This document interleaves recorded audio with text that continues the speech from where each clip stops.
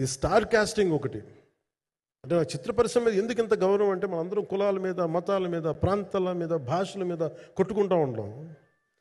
But any film industry take in this world, especially Indian film industry, దీనికి there is no caste discrimination, there is no region discrimination, there is no religion discrimination, nothing.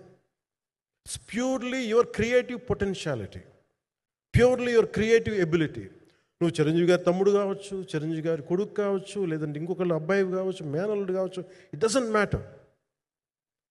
నీకు talent లేకపోతే నువ్వు నిలబడలేవు, నీకు సత్తా లేకపోతే నువ్వు ఇక్కడ ఉండలేవు. అది నా కొడుకైనా సరే. ఇట్ ఆల్ డిపెండ్స్ నీకు ఎంత టెనాసిటీ ఉంది, ఎంత పర్సీవరెన్స్ ఉంది, ఎంత నిలబెట్టుకోగలవు, ఎంత నిలదొక్కుకోగలవు, ప్రతికూలతలు ఎంత బలంగా నిలబడగలవు. ఒక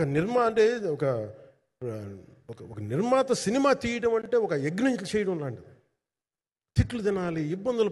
కానీ ఈ సినిమా ప్రత్యేకించి చాలా ఛాలెంజింగ్ సర్కమ్స్టాన్సెస్లో, చాలా ఒడిదుడుకుల్లో, యాడ్వర్స్ కండిషన్స్లో కూడా మనస్ఫూర్తిగా దీన్ని ముందుకు తీసుకెళ్ళి, ఆర్థిక ఇబ్బందులు ఎన్ని వచ్చినా కానీ, అంటే నాకు పొలిటికల్గా పేరుండొచ్చు, దేశవ్యాప్తంగా నేను తెలిసి ఉండొచ్చేమో, కానీ సినిమా పరంగా వచ్చేటప్పుడు నేను చాలా హీరోస్తో కంపేర్ చేస్తే వాళ్ళందరికంటే చాలా తక్కువ నేను. సో దానికి ఉండే ఇబ్బందులు దానికి ఉంటాయి. మిగతా వాళ్ళకి బిజినెస్ అయినందుకు నాకు బిజినెస్ అవ్వదు, వాళ్ళకు వచ్చినందుకు నాకు రాకపోవచ్చు. ఎందుకంటే నా దృష్టి, నా కాంపిటేటివ్నెస్ ఎప్పుడు నేను సినిమాల మీద పెట్టలేదు. నేను ఇప్పుడు సొసైటీ పొలిటికల్ ప్రాసెస్ పెట్టాను, కానీ ఎప్పుడు సినిమా మీద నేను ఎంత ఉండాలనేది నేను ఎప్పుడు పెట్టలేదు. ఇప్పుడు